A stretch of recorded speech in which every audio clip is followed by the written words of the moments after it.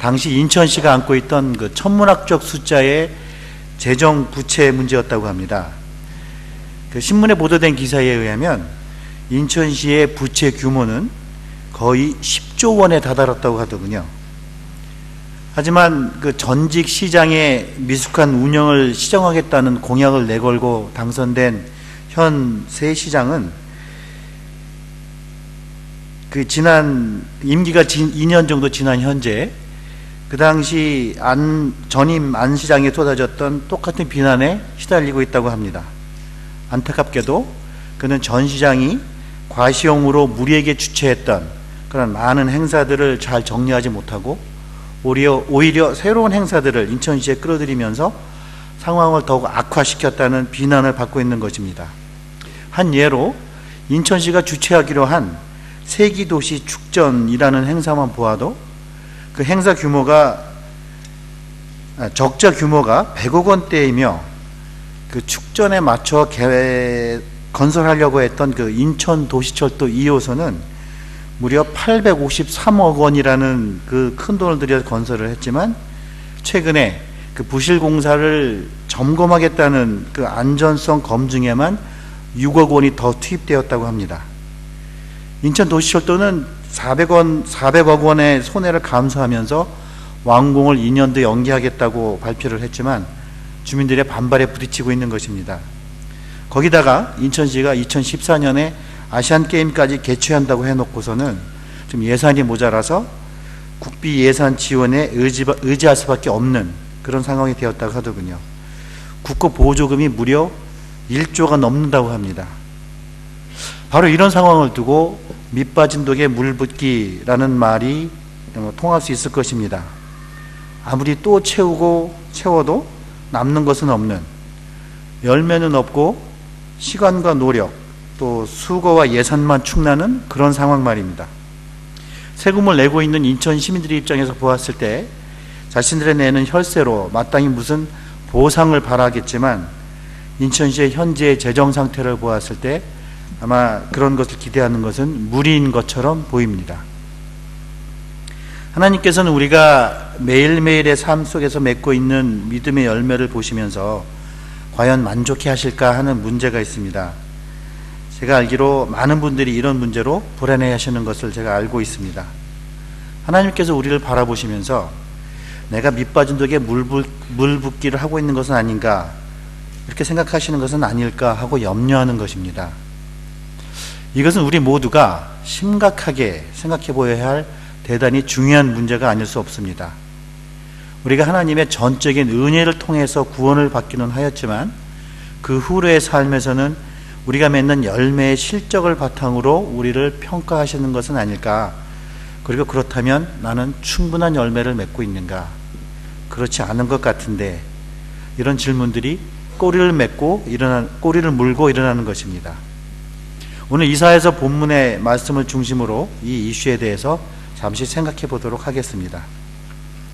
이사야 선지자는 5장 1절에서 자기가 노래를 한 곡 부르겠다고 합니다. 그러면서 본문을 시작하고 있습니다. 그 노래는 자기가 사랑하는 자를 위하여 부르는 노래라고 하는데 5장의 나머지 부분을 자세히 살펴보시면 그 사랑하는 자가 하나님 자신인 것을 쉽게 알 수 있습니다. 그러나 지금 이사야는 자기가 사랑하는 하나님에 대해서 노래를 하는 것이 아니고 그분의 포도원에 대해서 노래하겠다라고 설명을 하고 있습니다. 그리고 이 7절에 보면 이 포도원은 바로 하나님의 백성인 이스라엘 족속, 특히 남왕국 유다 백성을 지칭하는 매우 상징적인 의미를 가지고 있습니다. 많은 나라들이 나름대로 그 나라를 상징하는 상징물이 있지 않습니까? 예를 들어 호주의 경우 캥거루를 저희가 자주 떠올리게 됩니다. 그래서 호주의 대표 항공사인 퀀터스 비행기에도 보면 캥거루가 붙어 있고, 호주의 대표 운동 경기인 럭비 리그 그 국가대표팀도 캥거루스라는 애칭을 가지고 있습니다. 성경에서는 이스라엘을 상징하는 상징물로 포도원 혹은 포도나무 혹은 무화과나무라는 그 비유를 사용하는 것을 자주 보게 됩니다. 이런 맥락에서 오늘 이사야서 5장에서도 이 선지자는 유다 백성을 포도원에 비유하고 있는 것입니다. 그런데 이 포도원은 그냥 보통 포도원이 아니고 하나님 자신이 가꾸시는, 이사야가 사랑하는 자 하나님 자신이 가꾸시는 그 포도원인 것입니다. 하나님께서 이 포도원에 얼마나 많은 공을 들이셨는지, 얼마나 이 포도원을 사랑하셨는지 1절 2절이 잘 설명해 줍니다. 심히 기름진 산에 땅을 파서 돌을 제하고 극상품 포도나무를 심으셨다는 것입니다. 그리고 좋은 포도 열매가 열리기를 기대하셨다고 노래하고 있습니다. 여기서 좋은 포도 열매는 무엇을 의미하는 것이겠습니까? 하나님을 기쁘시게 하는 하나님의 백성다운 삶의 모습을 말하는 것이겠지요. 하나님의 말씀에 순종하면서 하나님을 경외하면서 하나님께서 정하신 방법대로 서로를 아끼고 존중해주고 사랑하는 삶, 그 가운데서 하나님을 향한 경건과 믿음으로 성숙해가는 그런 삶 말씀입니다. 그런데 2절 마지막을 보십시오. 결과는 어땠습니까? 들포도만 무성했다는 것입니다. 즉 먹을 수 없는 아무런 쓸모없는 좋지 않은 열매만 잔뜩 열렸다고 하나님께서 한탄하고 계십니다. 그래서 4절에서는 이사야가 하나님께서 한탄하신 그 말씀을 직접 기록해 주고 있습니다. 내가 내 포도원을 위해서 행한 것 이외에 무엇을 더할 것이 있으랴 라고 말씀하고 계십니다. 하나님께서 얼마나 마음 아파하셨겠는지 그 안타까움이 여러분의 마음속에도 전해지고 계십니까? 이사야 선지자는 지금 그 안타까움으로 인해서 마음이 시커멓게 타들어가는 심정으로 이 노래를 부르고 있습니다. 그가 얼마나 하나님을 사랑하였는지, 하나님께서 그 포도원의 쓸모없는 모습으로 안타까워하실 때 자신도 그 안타까운 마음에 깊이 동참하고 있는 것입니다. 그런데 주목할 것은 이제 그 하나님의 참으심이 막바지에 다다랐다는 것입니다. 이제는 더 이상 참으실 수가 없는 상황까지 온 것입니다. 5절을 보십시오. 내가 그 울타리를 걷어 먹힘을 당하게 하며 그 담을 헐어 짓밟히게 할 것이요 내가 그것을 황폐하게 하리니 다시는 가지를 자름이나 북을 돋우지 못하여 찔레와 가시가 날 것이며 내가 또 구름에게 명하여 그 위에 비를 내리지 못하게 하리라 하셨습니다. 도대체 유다 사람들이 어떤 모습을 하고 살았길래 하나님께서 이렇게 하실 수밖에 없는 지경에까지 이른 것입니까? 그것을 8절에서 23절에서 보다 자세히 설명해 주고 있습니다.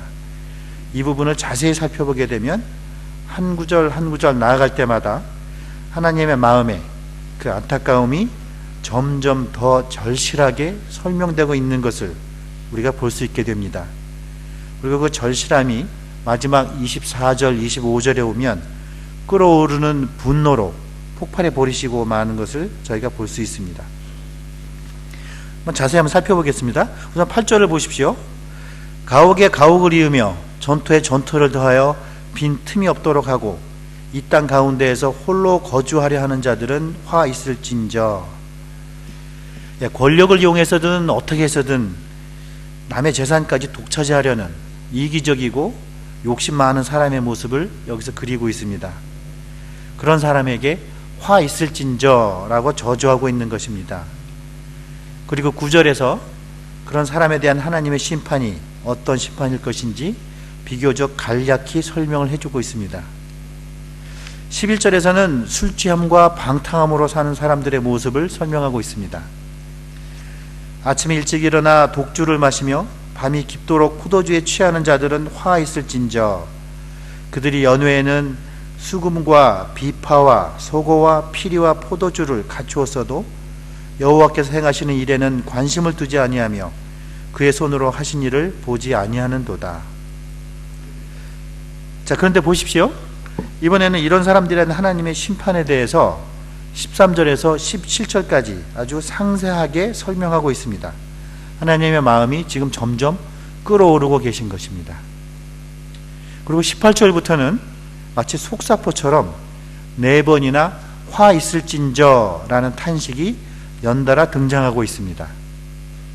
18절 19절에서 아주 하나님을 우습게 여기는 자들에 대해서, 또 20절에서는 끊임없이 자기를 정당화하기 위하여 권모술수를 변화무쌍하게 쓰는 사람들에 대해서, 자만심으로 가득한 이들에 대하여서는 21절에서, 그리고 뇌물을 받고 정의를 회방하는 자들에 대해서 22절, 23절에서 고발하고 있습니다.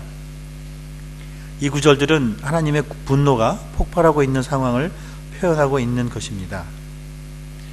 여기 8절에서 23절에 소개되고 있는 그 유다의 모습은 아마도 남왕국 우시야 왕이 유다를 다스렸던 시기에 대한 설명이 아닌가 하고 많은 구약학자들이 추론을 합니다.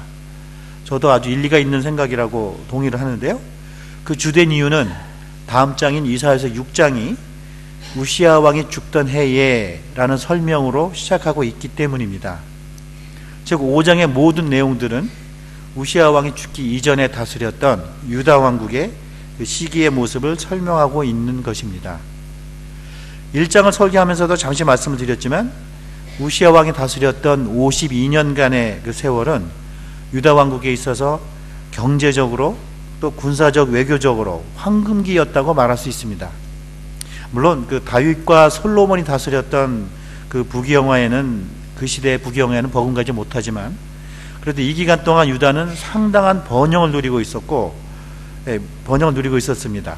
열왕기 하 15장 1절에 우시야 왕 또는 아사랴 왕이라고 성경에 나오고 있는데요, 그렇게 알려져 있습니다.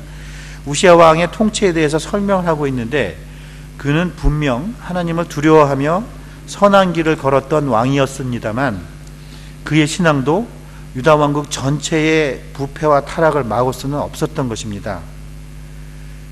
그 유다사의 전체는 이익 우선주의가 팽배하였습니다.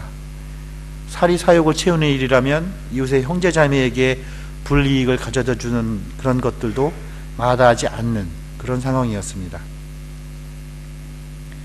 우리 교회 안에서도 가끔 이런 일을 보게 되는 것은 참으로 안타깝고 속상한 일이 아닐 수 없습니다. 그 교우들 간의 어떤 재무관계, 금전관계가 형성이 되면 저는 항상 조마조마한 마음을 금할 길이 없습니다. 일이 잘 진행이 되면 다행입니다만 많은 경우에 그 교우들 간에 가졌던 그 사랑과 그 신뢰의 관계가 금전 문제로 인해서 되돌이킬 수 없는 그런 아주 타격을 받게 되는 경우를 너무 많이 보아왔기 때문에 저는 이것들을 적극 만류하고 싶습니다. 우리가 모두 얼만큼 죄인인가라는 문제를 생각해 보면 금전 문제가 우리 마음 깊은 곳에 자리 잡고 있는 물질에 대한 욕심을 흔들어 깨우는 힘을 가지고 있다는 것을 잘 인정해야 할 것입니다. 유다 백성들은 아주 대놓고 자기 욕심을 채우기 위해서 하나님의 한 백성인 형제 자매의 피를 빨아먹는 일까지 주저하지 않았던 것 같습니다. 이런 쓸모없는 포도원에 대해서 하나님께서는 전 우주적인 심판을 24절에서 선언하고 계십니다. 함께 보시겠습니다. 24절입니다. 이로 말미암아 불꽃이 구루터기를 삼킴같이 마른 풀이 불 속에 떨어짐같이 그들의 뿌리가 썩겠고 꽃이 티끌처럼 날리리니 그들이 만군의 여호와의 율법을 버리며 이스라엘의 거룩하신 이의 말씀을 멸시하였습니다. 그러므로 여호와께서 자기 백성에게 노를 발하시고 그들 위에 손을 들어 그들을 치신지라. 산들은 진동하며 그들의 시체는 거리 가운데 분토같이 되었도다. 그럴지라도 그의 노가 돌아서지 아니하였고 그의 손이 여전히 펼쳐져 있느니라. 2009년 호주 빅토리아주에서 일어났던 블랙 세터데이 부시파이어를 기억하십니까? 호주 안에서 역사상 가장 많은 사망자를 낸 그런 부시파이어라는 오명을 남기고 있는 사건인데요.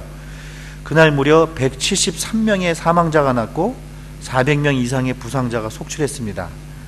여기 그 당시 사진 2장을 제가 잠깐 보여드리겠습니다.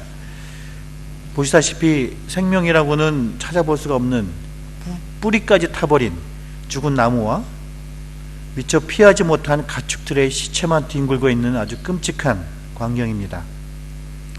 오늘 이사야서의 5장 24절 25절이 바로 이런 광경을 설명하고 있는 것입니다.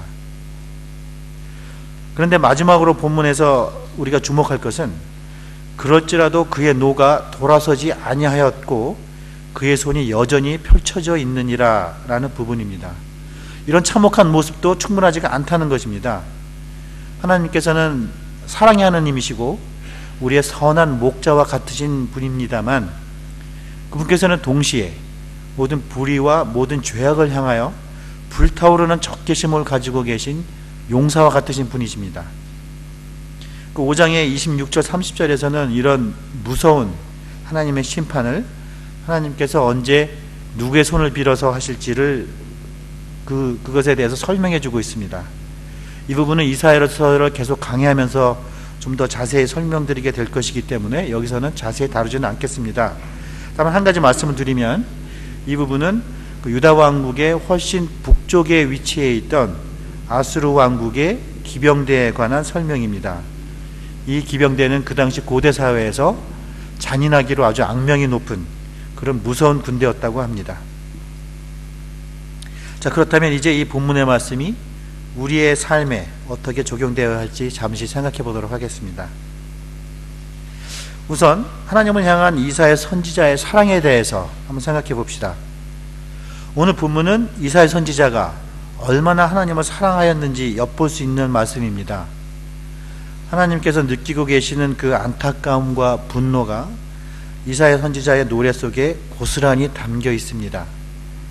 하나님의 안타까움과 분노가 곧 자신의 안타까움이요 자신의 분노인 것입니다. 하나님께서는 패역한 백성을 보시고 심히 안타까워하셨습니다. 그들이 그 길에서 돌아서기를 얼마나 원하셨는지 모릅니다.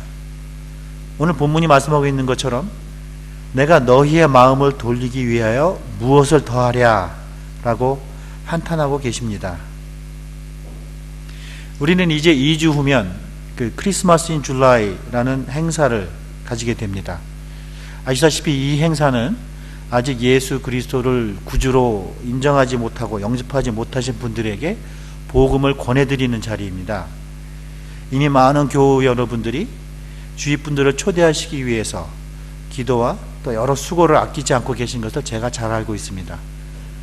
또한 많은 분들이 이 행사 준비 자체를 위해서 여러모로 수고하고 계신 것도 제가 잘 알고 있습니다. 저는 이 행사를 준비하면서 이런 마음의 간절한 소망을 가지고 있습니다. 죽어가는 심령을 향한 안타까움과 그들 향한 슬픔이 우리 모두의 마음을 덮어주면 좋겠다라고 말입니다.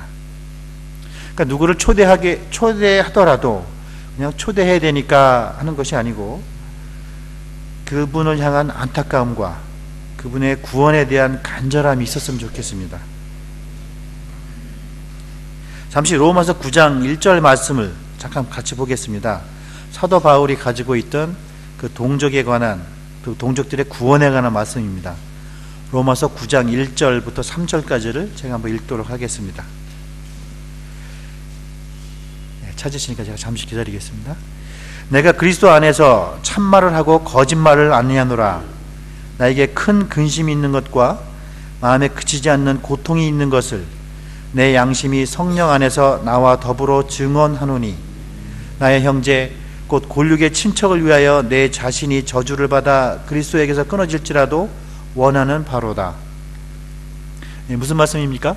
바울 사도는 이사야 선지자의 이런 안타까운 마음을 충분히 이해하고 있었던 것 같습니다. 자신의 동족인 유대 민족의 구원을 위해서라면 자기 자신의 구원마저도 단념할 용의가 있다는 그런 말씀입니다.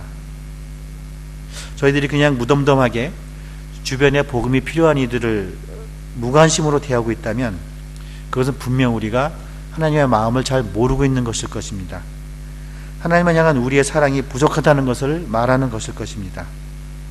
또한 저희가 사회의 타락한 모습을 보면서 예수 그리스도의 이름이 사람들의 조롱거리가 되는 것을 보면서 또 내 스스로의 삶 속에 깊이 자리한 반복되는 죄악들을 보면서 우리도 안타까워하는 마음을 주시도록 우리 함께 기도해야 하겠습니다. 그리고 서로를 가르치고 격려해야 하겠습니다. 두 번째로 열매 없는 삶에 대해서 잠시 생각해 봅시다.